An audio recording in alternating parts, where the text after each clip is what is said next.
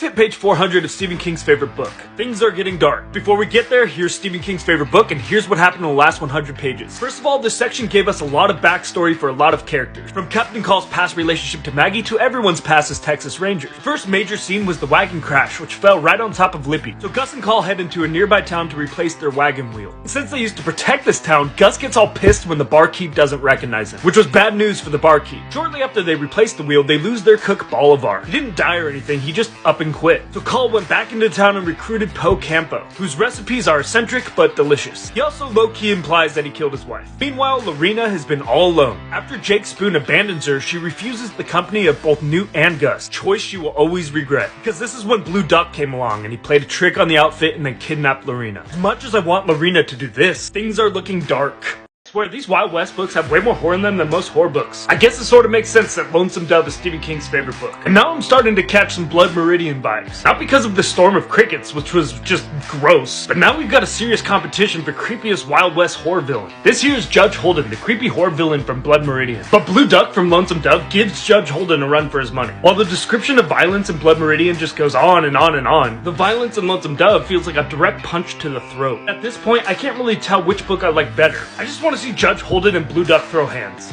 I just finished reading Stephen King's favorite book of all time, but is it as good as advertised? The book is Larry McMurtry's Western epic Lonesome Dove. When I first started this book, I knew I was going to be in for a journey. After McMurtry takes about 200 pages to establish his characters, you'll follow Captain Call and Gus as they journey from Texas all the way to Montana. You'll fight through sandstorms and thunderstorms and cricket storms. You'll survive a number of gunfights. And depending on which character you latch onto most, you'll likely have your heart broken. Even if none of those deaths were by dysentery.